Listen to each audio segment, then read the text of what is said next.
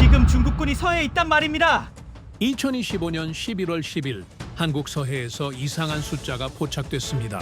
하루에 3척씩 연일 모습을 드러낸 정체불명의 군함들. 우리는 군함의 시험 가동을 위한 훈련 중입니다. 중국에서는 말도 안 되는 변명을 발표했습니다. 그러나 날짜를 맞춰보는 순간 국제 안보 전문가들은 할 말을 잃었습니다. 사실상 선제적 군사 공격입니다. 미국의 안보 전문가는 한국에게 강력한 경고를 날렸습니다. 그런데 말입니다. 시끄럽던 바다가 갑자기 조용해졌습니다.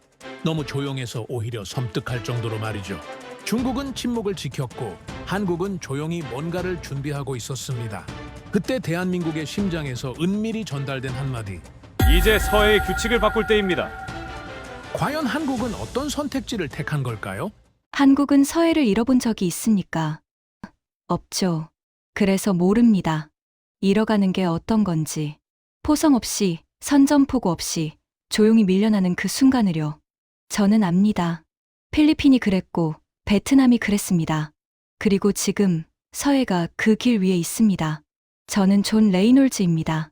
미 국방부와 인도태평양 사령부를 28년간 출입했던 군사 전문 기자였죠. 남중국해, 대만의 옆, 페르시아만. 장군들보다 먼저 전쟁의 냄새를 맡는 게 제 일이었습니다. 그리고 8월 말 서해에서 그 냄새가 나기 시작했습니다. 중국 군함이 움직였습니다. 하루 3척. 서해 군사분계선 인근으로 연속 진입했죠. 처음엔 대수롭지 않게 봤습니다.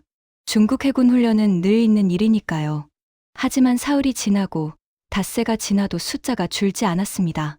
훈련치고는 너무 규칙적이었습니다. 저는 수십 년간 바다를 봐왔죠.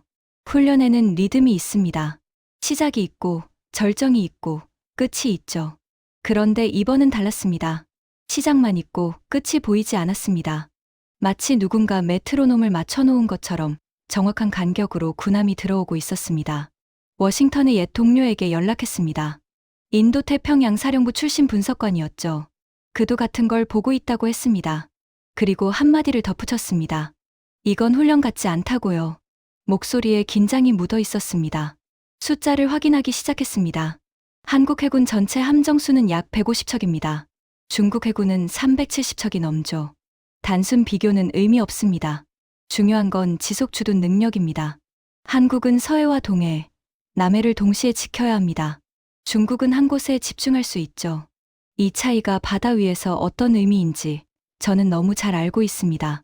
그때 한 가지가 눈에 들어왔습니다.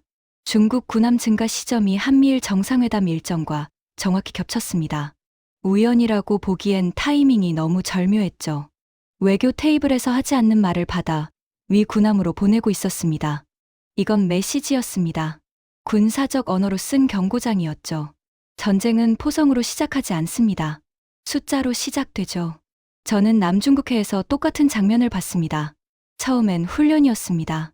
그 다음엔 임시 구조물이 생겼죠. 어느 날 그 구조물은 연구기지가 됐습니다. 필리핀은 항의했지만 이미 늦었습니다. 바다는 이미 중국 것이 되어 있었죠. 국제사회는 비난 성명을 냈지만 인공섬은 사라지지 않았습니다. 군함은 떠났다가 돌아오지만 패턴은 남습니다. 서해가 그 길을 가고 있었습니다. 그런데 이상하게도 한국 언론은 조용했습니다.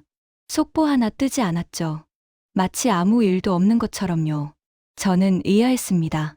분명 한국도 이 상황을 알고 있을 텐데 왜 반응이 없는 걸까요? 한국은 여전히 북쪽을 보고 있었습니다. 휴전선 너머 위협에 익숙해진 나머지 바다 위 변화를 위기로 인식하지 못하고 있었죠. 육지 전쟁에 익숙한 나라가 해양 전략의 변화를 읽는 건 쉽지 않습니다. 서해 지도를 다시 펼쳤습니다. 이 바다는 단순한 바다가 아닙니다. 3가지가 동시에 겹치는 해역이죠. 한국의 배타적 경제 수역, 미군 작전 동선, 중국의 서해 진출 교두보. 이 3개가 한 점에서 만납니다. 서해는 조용한 바다가 아닙니다. 동북아 힘의 균형이 가장 먼저 무너지는 곳이죠. 8월 마지막 주, 중국 군함은 여전히 서해에 머물러 있었습니다. 3척, 4척, 다시 3척. 심장 박동처럼 일정한 리듬이었죠. 저는 그 숫자를 매일 기록했습니다. 펜을 놓을 수가 없었습니다. 이건 훈련이 아니라 자리 잡기입니다. 바다는 거짓말을 하지 않습니다. 저는 한국 편도, 중국 편도 아닙니다. 하지만 바다가 바뀌는 순간은 숨길 수 없습니다. 그리고 저는 다음 단계도 알고 있습니다. 훈련 다음엔 항해금지구역이 옵니다. 항해금지구역 다음엔 상시주둔이 오죠. 그때가 되면 이미 늦습니다. 군함 숫자는 표면일 뿐이었습니다. 진짜 문제는 어떤 군함이 왔는가였죠. 저는 위성 자료를 다시 펼쳤습니다. 서해에 진입한 중국 함정들의 함급을 하나씩 확인했죠. 영호사의 A형 호위함, 중국 해군의 주력입니다. 예상 범위 아니었죠. 하지만 그 옆에 영호사 B형이 보이는 순간 손이 멈췄습니다. 영호사 B형은 중국의 최신의 스텔스 호위함입니다. 레이더 반사 면적을 극단적으로 줄인 설계죠. 이 함정이 서해 훈련에 나올 이유가 없었습니다. 호위함 구성이 너무 완벽했습니다. 그뿐이 아니었죠. 영호5형 구축함도 포착됐습니다. 영호5형은 중국 해군의 자존심입니다. 만재 배수량 1만 3천 톤, 수직 발사대 1일 2셀, 미사일 100발 이상을 동시에 탑재할 수 있죠. 미국의 알레이버크급과 맞먹는 전력입니다. 아니, 일부 성능은 오히려 앞섭니다. 이런 함정을 서해에 훈련에 보낸다고요. 말이 안 됐습니다. 저는 28년간 해군 전력을 분석해왔습니다. 훈련에는 적정 전력이라는 게 있죠. 목적에 맞는 함정을 보내는 겁니다. 대잠 훈련엔 대잠 헬기 탑재함을, 상륙 훈련엔 상륙함을요. 그런데 중국은 최신의 스텔스 호위함과 만톤급 구축함을 동시에 투입했습니다. 과잉 전력이었습니다. 의도된 과잉이었죠. 그때 화면 한쪽에서 익숙한 실루엣이 눈에 들어왔습니다. 815형 정보 수집함이었죠. 등골이 서늘해졌습니다. 815형은 전자정보 수집 전문 함정입니다. 통신 감청, 레이더 신호 분석, 암호 패턴 기록. 이 함정이 하는 일은 단 하나죠. 상대방의 모든 것을 듣고 기록하고 분석하는 겁니다. 전투함이 아닙니다. 전쟁을 준비하는 함정이죠. 정보 수집함이 따라붙었습니다. 저는 남중국해에서 이 패턴을 봤습니다. 중국이 본격적으로 움직이기 전 항상 815형이 먼저 나타났죠. 상대방의 통신 체계를 파악하고 레이더 주파수를 수집하고 지휘 구조의 약점을 찾습니다. 정보 수집함이 나왔다는 건 한 가지 의미밖에 없습니다. 다음 단계를 준비하고 있다는 뜻이죠. 이건 전투가 아니라 장악입니다. 중국의 전략이 선명해지기 시작했습니다. 중국은 싸우지 않습니다. 싸울 필요가 없게 만들죠. 총을 쏘지 않고도 상대를 옴짝달싹 못하게 만드는 방법을 압니다. 군함 숫자로 압도하고 정보력으로 무력화하고 시간을 끌어서 기정사실을 만들죠. 중국은 전쟁을 시작하지 않습니다. 전쟁이 필요 없게 만듭니다. 서해의 전략적 가치를 다시 들여다봤습니다. 이 바다는 한국 수도권의 해상 관문이죠. 인천항, 평택항, 한국 물동량의 상당 부분이 이 바다를 통과합니다. 동시에 미군의 작전 동선이기도 하죠. 유사시 증원 전력이 들어오는 길목입니다. 중국 입장에서 서해는 절대 놓칠 수 없는 공간입니다. 이건 무력 시위가 아니라 공간 설계입니다. 남중국해에서 중국은 같은 방식으로 성공했습니다. 처음엔 훈련이었죠. 그 다음엔 항해금지구역을 선포했습니다. 그 다음엔 모래를 쌓아 인공섬을 만들었죠. 국제중재재판소는 중국의 영유권 주장을 기각했습니다. 하지만 인공섬은 사라지지 않았죠. 지금도 그 자리에 있습니다. 법은 군함을 멈추지 못합니다. 저는 중국 해군 교리의 변화를 오랫동안 추적해왔습니다. 과거엔 연안 방어가 목표였죠. 자국 해안선을 지키는 해군이었습니다. 하지만 지금은 다릅니다. 원의 작전 능력을 키우고 있죠. 더 먼 바다에서 더 오래 버틸 수 있는 해군으로 탈바꿈하고 있습니다. 서해는 그 전략의 시험장이 되고 있었습니다. 미군은 이 상황을 어떻게 보고 있을까요? 워싱턴의 옛 동료들에게 물었습니다. 돌아온 건 침묵이었죠. 공식적으로 할 말이 없다고 했습니다. 하지만 그 침묵이 모든 걸 말해주고 있었습니다. 힘은 쓰지 않을수록 더 무섭습니다. 중국은 시간을 아군으로 만듭니다. 오늘 들어온 군함이 내일 나가도 모레 다시 들어옵니다. 그 반복이 쌓이면 새로운 현실이 되죠. 어느 순간 사람들은 익숙해집니다. 중국 군함이 서해에 있는 게 당연해지는 겁니다. 그때가 되면 이미 승부는 끝난 거죠. 그리고 한국은 시간이 많지 않습니다. 한국 해군이 움직이기 시작했습니다. 서해에 초계함을 추가 배치했죠. 뉴스에선 대응 조치라고 보도했습니다. 하지만 저는 숫자를 봤습니다. 중국이 세척을 보내면 한국은 한 척을 보냈죠. 중국이 5척을 보내면 한국은 2척을 보냈습니다. 한국의 반응이 느렸습니다. 비례 대응이라는 말이 있죠. 상대가 올리면 나도 올리는 겁니다. 하지만 한국은 비례 대응조차 못하고 있었습니다. 이유는 간단했죠. 함정이 부족했습니다. 한국 해군 전체 전력으로 서해만 지킬 수는 없습니다. 동해에도 배를 띄워야 하고 남해에도 띄워야 하죠. 북한 잠수함도 감시해야 합니다. 한국은 사방이 바다인 나라입니다. 그런데 그 바다를 지킬 배가 모자랐죠. 숫자, 싸움으로는 답이 없었습니다. 저는 그제야 깨달았습니다. 이건 전력의 문제가 아니라 결단의 문제라는 거요. 중국이 던진 질문은 단순했습니다. 너희는 이 바다를 지킬 의지가 있느냐? 한국은 아직 대답하지 않고 있었죠. 그 사이 중국은 다음 카드를 꺼냈습니다. 9월 첫째 주, 중국 해사국이 서해 일부 해역의 항해금지구역을 선포했습니다. 군사훈련을 이유로 들었죠. 기간은 5일이었습니다. 문제는 그 구역이었습니다. 한국의 배타적 경제수역과 겹쳤죠. 항해금지구역이 겹쳤습니다. 배타적 경제수역은 연안국이 자원과 경제활동에 대한 권리를 갖는 해역입니다. 국제법상 다른 나라 군함도 통과할 수 있죠. 하지만 중국은 그 해역 한가운데에 선을 그었습니다. 이 안에 들어오지 말라고요. 5일이 지났습니다. 항해금지구역은 해제됐죠. 하지만 저는 알고 있었습니다. 이건 시작일 뿐이라는 걸요. 남중국해에서도 똑같았습니다. 처음엔 며칠짜리 항해금지였죠. 그 다음엔 몇 주가 됐습니다. 그 다음엔 상시 통제가 됐죠. 훈련은 끝나도 통제력은 남습니다. 서해는 이제 외교의 문제가 아니었습니다. 저는 한국을 바라보는 제 시선이 달라졌다는 걸 느꼈습니다. 처음엔 관찰 대상이었죠. 중국의 움직임을 분석하면서 한국은 배경이었습니다. 하지만 이제는 달랐습니다. 한국이 어떤 선택을 하느냐에 따라 이 바다의 운명이 결정되는 상황이었죠. 한국은 시험대 위에 올라섰습니다. 미군의 상황도 복잡해지고 있었습니다. 주한미군은 원래 북한을 억제하기 위해 존재하죠. 하지만 이제 중국까지 신경 써야 하는 상황이 됐습니다. 북쪽과 서쪽을 동시에 봐야 하는 거죠. 역할 과부하였습니다. 워싱턴의 옛 동료가 말했습니다. 미군 내부에서도 고민이 깊다고요. 한반도에서 2개의 전선을 감당할 수 있느냐는 질문이 나오고 있다고 했습니다. 공식적으로는 아무도 그런 말을 하지 않죠. 하지만 회의실 안에서는 다른 대화가 오간다고 했습니다. 미국도 선택의 기로에 서 있었습니다. 군함은 숫자로 말하고 국가는 선택으로 답합니다. 저는 한국의 선택지를 생각해봤습니다. 첫 번째는 현상 유지였죠. 지금처럼 조용히 대응하면서 상황을 관망하는 겁니다. 하지만 그건 중국이 원하는 시나리오였죠. 시간은 중국 편이니까요. 두 번째는 강경 대응이었습니다. 해군 전력을 대폭 증강하고 서해에 더 많은 함정을 배치하는 거죠.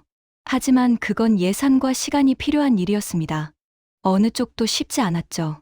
그때 한 가지 소식이 들려왔습니다. 한국 해군이 신형 이지스 구축함을 진수했다고요.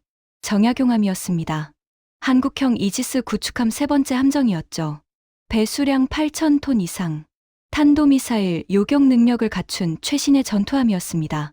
저는 그 소식을 주의 깊게 봤습니다. 단순한 전력 증강이 아니었죠. 이건 메시지였습니다. 한국도 가만히 있지 않겠다는 신호였죠. 하지만 한 척의 구축함으로 충분할까요? 결정을 미루는 것도 하나의 결정입니다. 저는 한국이 시간에 쫓기고 있다는 걸 느꼈습니다. 중국은 매일 조금씩 기정사실을 만들어가고 있었죠. 서해의 지도 위에 보이지 않는 선들이 하나씩 그려지고 있었습니다. 그 선들이 완성되기 전에 한국이 움직여야 했죠. 놓치면 되돌릴 수 없습니다. 저는 화면을 끄고 창밖을 봤습니다. 워싱턴의 밤하늘이 보였죠. 저 멀리 서해에서는 지금 이 순간에도 군함들이 움직이고 있을 겁니다. 중국 군함이, 한국 군함이 서로를 바라보면서요. 다음 수순은 더 노골적일 것입니다. 한국 정부의 공식 발표를 확인했습니다. 외교부 대변인이 정례 브리핑에서 한 말이었죠. 상황을 예의주시하고 있다. 필요시 적절한 조치를 취할 것이다. 그게 전부였습니다. 왜 이렇게 조용한 겁니까? 저는 그 문구를 몇 번이고 다시 읽었습니다. 예의주시, 적절한 조치, 외교적 언어의 전형이었죠. 아무 말도 하지 않으면서 뭔가 말한 것처럼 보이게 하는 기술입니다. 하지만 바다 위에서 그런 언어는 통하지 않습니다. 중국은 상대의 말을 기다리지 않습니다. 중국의 반응이 흥미로웠습니다. 한국이 조용하니까 중국도 조용했죠. 도발적인 발언 하나 없었습니다. 외교부 성명도 국방부 경고도 없었죠. 대신 다른 게 늘어났습니다. 군함 숫자와 체류 시간이었습니다. 9월 둘째 주 서해에 머무는 중국 군함의 평균 체류 시간이 48시간에서 72시간으로 늘어났습니다. 말없이 조용히 그냥 더 오래 머물렀죠. 언론은 이걸 보도하지 않았습니다. 숫자가 늘어난 게 아니니까요. 하지만 저는 알았습니다. 이게 더 위험한 신호라는 걸요. 중국은 이 반응을 계산하고 있습니다. 한국이 침묵하면 중국은 한 발 더 나아갑니다. 한국이 또 침묵하면 중국은 또 한 발 나아가죠. 이게 중국의 방식입니다. 상대가 멈추라고 말할 때까지 계속 전진하는 겁니다. 그런데 한국은 멈추라고 말하지 않았습니다. 침묵은 빈 공간을 만듭니다. 저는 남중국해의 기억을 떠올렸습니다. 베트남이 그랬죠. 2014년 중국이 파라셀 군도 근처에 석유 시추선을 설치했을 때였습니다. 베트남은 처음에 외교적 항의만 했죠. 강하게 나가면 상황이 악화될 거라고 생각했습니다. 협상으로 풀 수 있다고 믿었죠. 결과가 어땠습니까? 시추선은 철수했지만 중국은 그 해역의 통제권을 굳혔습니다. 베트남 어선들은 더 이상 그 근처에 가지 못하게 됐죠. 필리핀은 더 심했습니다. 스카버러 암초를 잃었죠. 2012년의 일이었습니다. 필리핀 해군이 중국 어선을 단속하려 했고 중국 해경이 개입했습니다. 대치가 시작됐죠. 미국이 중재에 나섰습니다. 양측 모두 철수하기로 합의했죠. 필리핀은 철수했습니다. 중국은 철수하지 않았습니다. 그게 끝이었죠. 그 이후로 스카버러 암초는 사실상 중국 영토가 됐습니다. 국제법상으로는 아니지만 현실에서는 그렇습니다. 외교적 언어는 군함을 멈추지 않습니다. 저는 한국이 같은 실수를 하고 있다는 생각이 들었습니다. 신중함과 무대응은 다릅니다. 상황을 관망한다는 건 좋게 말하면 전략적 인내죠. 나쁘게 말하면 결정 회피입니다. 중국은 그 차이를 압니다. 그리고 그걸 이용하죠. 아무 말도 하지 않는 순간 주도권은 넘어갑니다. 미군의 태도도 신경 쓰였습니다. 평소 같으면 미 국방부에서 뭔가 코멘트가 나왔을 겁니다. 우려한다거나 동맹과 협의 중이라거나. 하지만 이번엔 이상하리만치 조용했죠. 인도태평양 사령부 대변인에게 연락해봤습니다. 특별히 언급할 사항이 없다는 답변만 돌아왔습니다. 미국도 거리를 두고 있었습니다. 왜일까요? 저는 몇 가지 가능성을 생각해봤습니다. 미국이 중국과의 충돌을 피하고 싶은 걸 수도 있죠. 대만 문제도 있고 무역 협상도 있으니까요. 한국 문제로 전선을 넓히고 싶지 않은 겁니다. 아니면 한국의 선택을 지켜보는 중일 수도 있죠. 한국이 먼저 움직이길 기다리는 겁니다. 어느 쪽이든 한국에겐 좋은 소식이 아니었습니다. 서해는 지금 말 없는 협상을 강요받고 있습니다. 밤마다 위성사진을 확인하는 게 습관이 됐습니다. 중국 군함의 위치를 체크하고 한국 함정의 배치를 살피고 숫자는 크게 변하지 않았죠. 하지만 뭔가 달라지고 있었습니다. 눈에 보이지 않는 무게가 서해 위에 쌓이고 있었죠. 그 공간은 반드시 채워집니다. 중립처럼 보이는 침묵은 상대에게 다르게 읽힙니다. 반대하지 않는다는 뜻으로요. 허락한다는 뜻으로요. 중국은 그 침묵을 초대장으로 받아들이고 있었습니다. 그리고 이미 채워지고 있었습니다. 10월이 됐습니다. 서해에는 여전히 중국 군함이 떠 있었죠. 하지만 이상한 일이 벌어지고 있었습니다. 아무도 그걸 뉴스로 다루지 않았습니다. 사람들이 익숙해지고 있었습니다. 저는 한국 언론의 헤드라인을 매일 체크했습니다. 8월엔 중국 군함 서해 진입이 속보였죠. 9월엔 단신으로 줄었습니다. 10월엔 아예 기사가 사라졌죠. 군함은 그대로인데 관심만 증발한 겁니다. 이게 가장 위험한 단계입니다. 위기는 충격으로 시작되지 않습니다. 익숙함으로 완성되죠.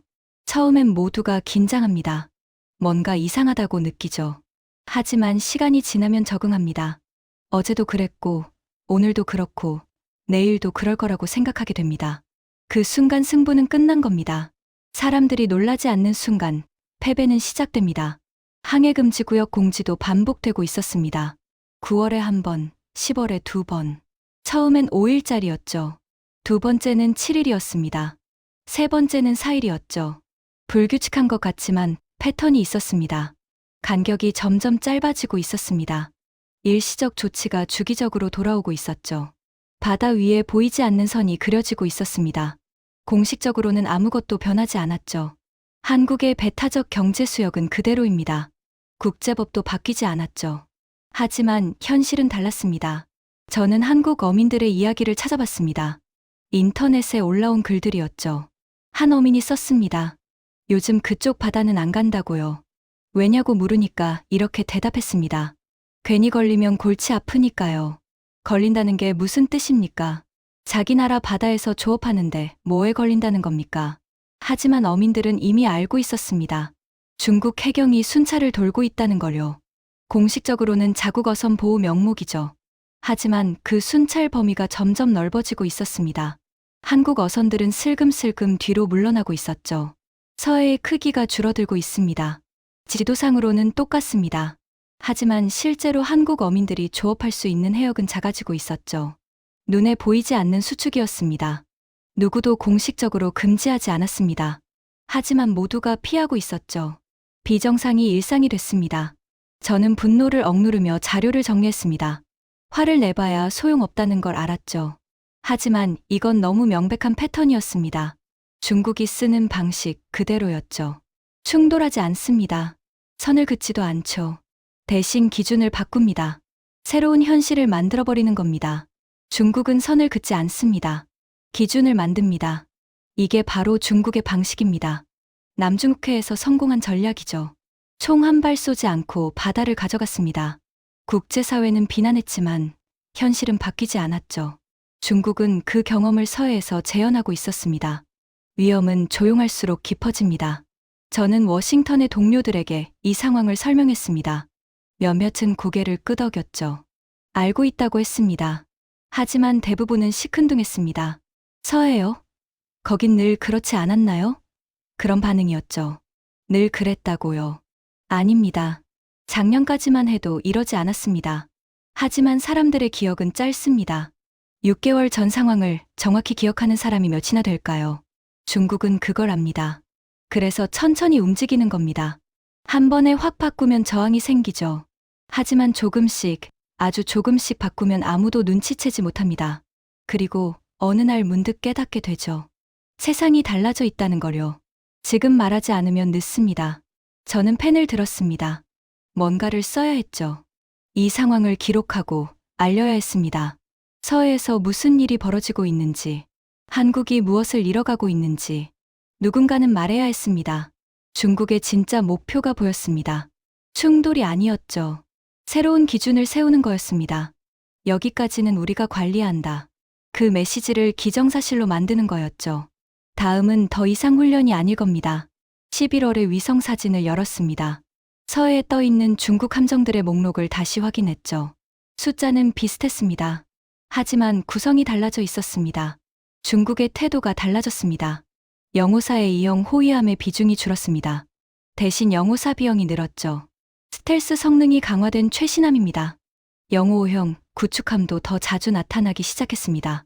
중국이 서해에 일군 전력을 투입하고 있었죠. 단순 숫자, 게임이 아니었습니다. 질적 전환이 이루어지고 있었죠. 저는 이 변화의 의미를 곱씹었습니다. 훈련 목적이라면 구형 함정으로 충분합니다. 최신함은 실전 배치용이죠. 정비 비용도 많이 들고 운용 인력도 더 필요합니다. 그런 함정을 서해에 상시 배치한다는 건 한 가지 의미밖에 없었습니다. 이 바다를 놓지 않겠다는 뜻이었죠. 더 신경 쓰이는 건 815형 정보 수집함이었습니다. 이 함정이 빠지지 않았습니다. 8월부터 지금까지 서해에 항상 한 척 이상이 떠 있었죠. 교대는 있었지만 공백은 없었습니다. 정보 수집함이 빠지지 않습니다. 이게 무슨 의미인지 아십니까? 815형은 통신을 감청합니다. 레이더 신호를 수집하죠. 암호 체계를 분석합니다. 한국 해군의 모든 교신이 기록되고 있다는 뜻입니다. 한미연합훈련 때의 데이터도 당연히 수집됐겠죠. 정보전은 이미 시작됐습니다. 전쟁은 총을 쏘기 전에 결정됩니다. 누가 상대방을 더 잘 알고 있느냐가 승패를 가르죠. 중국은 지금 한국 해군의 모든 것을 파악하고 있었습니다. 통신 주파수, 지휘 체계, 대응 패턴. 반면 한국은 중국에 대해 얼마나 알고 있을까요? 비대칭이 심해지고 있었습니다. 미군의 상황도 확인했습니다. 인도태평양 사령부의 움직임을 추적했죠. 미 해군은 여전히 바쁘게 돌아가고 있었습니다. 하지만 시선이 분산돼 있었죠. 대만 해협 감시, 남중국해 순찰, 북한 미사일 대응. 거기에 서해까지 신경 쓸 여력이 있을까요? 미군도 선택의 기로에 섰습니다. 워싱턴의 옛 동료가 조심스럽게 말했습니다. 솔직히 서해는 우선순위에서 밀린다고요. 대만이 터지면 모든 게 거기로 집중됩니다. 북한이 움직여도 마찬가지죠. 서해에서 중국이 조금씩 밀고 들어오는 건 당장 급한 불이 아니라는 겁니다. 저는 그 말을 듣고 씁쓸해졌습니다. 이해는 됐죠. 하지만 그게 현실이라는 게 문제였습니다. 한국은 미국만 바라볼 수 없는 상황이 된 겁니다. 지금은 관찰 단계가 아닙니다. 저는 스스로에게 물었습니다. 되돌릴 수 있는 지점은 언제까지일까요? 언제까지 기다릴 수 있을까요? 중국이 서해에 영구 구조물을 세우면 끝입니다. 남중국해처럼 되는 거죠. 하지만 그전에도 되돌리기 어려운 순간이 옵니다. 사람들의 인식이 굳어지는 순간이죠. 서해에 중국 군함이 있는 게 당연하다고 느끼는 순간. 항해금지 구역이 반복돼도 놀라지 않는 순간. 한국 어민들이 그 바다를 포기하는 순간. 그때가 되면 물리적으로는 아무것도 바뀌지 않았어도 이미 승부는 끝난 겁니다. 이 바다는 이미 시험장이 됐습니다. 질문은 하나입니다. 한국은 이 바다를 지킬 것인가, 익숙해질 것인가. 지금이 마지막 경고입니다. 저는 이 말을 해야 했습니다. 누군가에게 들리든 안 들리든 기록으로 남겨야 했죠. 28년간 바다를 봐온 사람으로서 이건 의무라고 생각했습니다. 시험은 언제나 조용히 끝납니다. 요란하게 끝나는 시험은 없죠. 어느 날 문득 결과가 나와 있는 겁니다. 그때 가서 후회해도 소용없습니다. 결과는 준비된 쪽의 몫입니다. 다음은 선택이 아니라 결과입니다. 한국이 선택하지 않으면 중국이 결과를 만들어버릴 겁니다. 그리고 그 결과는 모두가 보게 될 겁니다. 이 바다는 더 이상 중립이 아닙니다. 12월 첫째 주였습니다. 위성 사진을 열었을 때 뭔가 달라진 걸 느꼈죠. 처음엔 뭔지 몰랐습니다. 숫자는 비슷했으니까요. 하지만 배치가 달랐습니다. 무언가 달라졌습니다. 한국 해군의 움직임이 바뀌어 있었습니다. 그동안 한국은 비례 대응을 해왔죠. 중국이 3척 보내면 1척, 5척 보내면 2척. 수동적인 패턴이었습니다. 하지만 이번엔 달랐죠. 한국 함정들이 먼저 자리를 잡고 있었습니다. 저는 화면을 확대했습니다. 익숙한 실루엣이 보였죠. 세종대왕급 이지스 구축함이었습니다. 그 옆에 또 하나가 있었습니다. 정약용함이었죠. 한국의 3번째 이지스 구축함. 진수식 이후 처음으로 서해에 배치된 겁니다. 저는 그 순간 알았습니다. 이건 보여주기용이 아니었죠. 정약용함은 단순한 신형함이 아닙니다. 한국형 탄도미사일 방어 체계의 핵심이죠. SM-3 미사일을 탑재할 수 있습니다. 북한 미사일만 요격하는 게 아닙니다. 이 능력은 중국에게도 메시지가 됩니다. 한국도 이빨이 있다는 뜻이죠. 함정 배치만 바뀐 게 아니었습니다. 훈련 일정도 달라졌죠. 한미연합훈련이 서해에서 진행됐습니다. 규모는 크지 않았습니다. 하지만 위치가 중요했죠. 중국이 항해금지 구역을 선포했던 바로 그 해역이었습니다. 한국은 소리치지 않았습니다. 대신 배치했죠. 저는 중국 측 반응을 확인했습니다. 외교부 성명이 나올 줄 알았죠. 내정 간섭이라거나 영내 긴장을 고조시킨다거나 늘 하던 말들이요. 하지만 이상하게도 조용했습니다. 도발적 발언 하나 없었죠. 대신 다른 변화가 감지됐습니다. 815형 정보 수집함의 동선이 바뀌었습니다. 그동안 한국 함정에 바짝 붙어서 움직이던 패턴이었죠. 하지만 이번 주부터 거리를 두기 시작했습니다. 아주 미세한 변화였습니다. 하지만 저는 알아챘죠. 상대가 다시 계산하기 시작했습니다. 항해금지 구역 발표 간격도 늘어났습니다. 10월엔 열흘에 한 번꼴이었죠. 11월엔 보름에 한 번으로 줄었습니다. 12월 첫째 주까지 새로운 공지가 없었죠. 중국이 속도를 조절하고 있었습니다. 힘은 쓰지 않을 때 가장 설득력이 있습니다. 한국은 총 한 발 쏘지 않았습니다. 성명 하나 내지 않았죠. 하지만 행동으로 말했습니다. 이 바다는 그냥 내줄 생각이 없다고요. 중국은 그 메시지를 읽었습니다. 그리고 계산을 수정하기 시작했죠. 중국이 멈춘 이유는 하나입니다.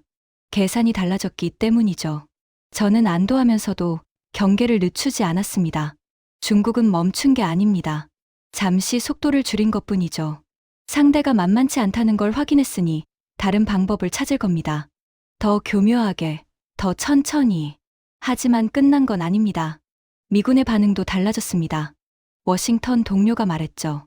한국이 움직이니까 분위기가 바뀌었다고요. 미 국방부 내부에서 서해에 대한 관심이 높아졌다고 했습니다. 한국이 먼저 의지를 보여주니까 미국도 함께 움직일 명분이 생긴 거죠. 동맹은 일방적으로 작동하지 않습니다. 서로가 의지를 보여줄 때 강해지죠. 저는 서해의 지도를 다시 봤습니다. 몇 달 전과 상황이 달라져 있었죠. 중국 군함은 여전히 있습니다. 하지만 한국 함정도 있습니다. 그리고 그 함정들이 보내는 메시지가 있죠. 이 바다는 아직 살아 있습니다. 한국은 결국 움직였습니다. 늦었다고 생각했는데 아직 늦지 않았던 거죠. 하지만 저는 알고 있습니다. 이건 끝이 아니라 시작이라는 걸요. 중국은 포기하지 않을 겁니다. 다만 방법을 바꿀 뿐이죠. 이제부터가 진짜 시작입니다. 바다는 말이 없습니다. 파도 소리만 있을 뿐이죠. 하지만 저는 28년간 바다를 봐오면서 한 가지를 배웠습니다. 바다는 모든 걸 기억합니다. 누가 들어왔는지, 누가 물러났는지, 누가 싸웠고, 누가 포기했는지. 바다는 그 모든 것을 흔적으로 남기죠. 해도에 기록되고 역사에 새겨집니다. 그리고 그 흔적은 다음 세대에게 전해지죠. 서해가 그런 바다입니다. 저는 지난 몇 달간 이 바다를 지켜봤습니다. 중국 군함이 들어오는 걸 봤고, 한국이 침묵하는 걸 봤죠. 항해금지 구역이 선포되는 걸 봤고, 어민들이 뒤로 물러나는 걸 봤습니다. 비정상이 일상이 되어가는 걸 봤죠. 하지만 끝까지 보지 못한 건 아니었습니다. 한국이 움직였습니다.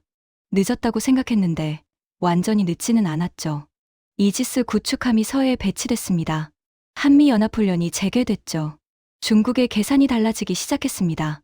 의지는 결국 흔적을 남깁니다. 중국의 전략을 다시 생각해봤습니다. 중국은 전면전을 원하지 않습니다. 총 한 발 쏘지 않고 이기는 방법을 선호하죠. 작은 움직임의 누적, 조금씩, 아주 조금씩 밀고 들어가는 겁니다. 상대가 눈치채지 못하게, 저항하지 못하게, 사실을 만들어 놓고 나중에 협상하는 방식이죠. 남중국해에서 그 전략은 성공했습니다. 필리핀은 스카버러 암초를 잃었죠. 베트남은 파라셀 군도 인근의 통제권을 잃었습니다. 두 나라 모두 처음엔 외교로 해결할 수 있다고 믿었죠. 결과는 어땠습니까? 하지만 서해는 달랐습니다. 한국은 포기하지 않았습니다. 숫자로는 열세였죠. 150척 대 370척.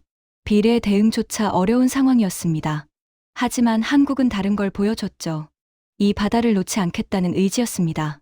중국은 공간을 원했고 한국은 경계를 세웠습니다. 저는 이 차이가 결정적이었다고 생각합니다. 중국이 원한 건 빈 공간이었죠. 저항 없이 들어갈 수 있는 바다. 하지만 한국은 그 공간을 비워두지 않았습니다. 군함을 배치했고 훈련을 재개했고 존재를 증명했죠. 의지는 보이지 않지만 반드시 느껴집니다. 동북아 전체가 이 상황을 지켜보고 있었습니다. 일본이 봤고 대만이 봤죠. 동남아시아 국가들도 봤습니다. 한국이 어떻게 대응하느냐가 선례가 되기 때문이죠. 한국이 물러나면 다른 나라들도 불안해집니다. 한국이 버티면 다른 나라들도 용기를 얻죠. 바다는 비어있지 않습니다. 지켜보는 나라가 많습니다. 저는 한국 해군의 질적 강점을 다시 평가하게 됐습니다. 숫자로는 중국을 이길 수 없죠. 하지만 한국에겐 다른 게 있었습니다. 세종대왕급 이지스 구축함의 전투 체계, 손원일급 잠수함의 정숙성, 그리고 한미 동맹의 연합작전 능력, 양보다 질로 승부할 수 있는 조건이 있었죠. 동맹의 의미도 다시 생각하게 됐습니다. 미국은 만능이 아닙니다. 모든 전선을 동시에 감당할 수 없죠. 대만 해협, 남중국해, 한반도. 미국의 시선은 분산돼 있습니다. 한국이 가만히 앉아서 미국만 바라볼 수 없는 이유죠. 하지만 한국이 먼저 움직이면 상황이 달라집니다. 의지를 보여주면 동맹도 함께 움직이죠. 동맹은 일방적인 보호가 아닙니다. 서로의 의지가 만나는 지점에서 강해지는 겁니다. 바다는 중립이 아닙니다. 지키는 나라의 바다가 됩니다. 남중국해와 서해의 결정적 차이가 여기 있었습니다. 남중국해 국가들은 뿔뿔이 흩어져 있었죠. 각자 도생이었습니다. 하지만 한국은 달랐습니다. 미국이라는 동맹이 있었고 일본이라는 협력국이 있었죠. 그리고 무엇보다 스스로 움직일 의지가 있었습니다. 한국은 흔적을 남겼습니다. 저는 이제 확신합니다. 서해는 아직 한국의 바다라고요. 중국 군함이 떠 있어도 항해 금지 구역이 반복돼도 이 바다의 주인은 바뀌지 않았습니다. 한국이 포기하지 않았기 때문이죠. 하지만 영원히 그럴 거라고 장담할 수는 없습니다. 다음 선택은 또다시 시험이 될 것입니다. 중국은 포기하지 않을 겁니다. 방법을 바꿀 뿐이죠. 더 교묘하게, 더 천천히, 더 끈질기게. 한국은 계속 깨어 있어야 합니다. 한 번의 승리가 영원한 승리가 아니니까요. 나는 수십 년 동안 바다를 봐왔습니다. 조용히 변하는 바다, 말없이 빼앗기는 바다를요. 서해는 한때 그런 길로 가는 듯 보였습니다. 하지만 한국은 멈춰 서지 않았죠. 숫자는 열세였지만 의지는 비어있지 않았습니다. 그 차이가 바다의 방향을 바꿨습니다. 바다는 기억합니다. 그리고 저는 분명히 봤습니다. 서해는 아직 한국의 선택 아래 있습니다.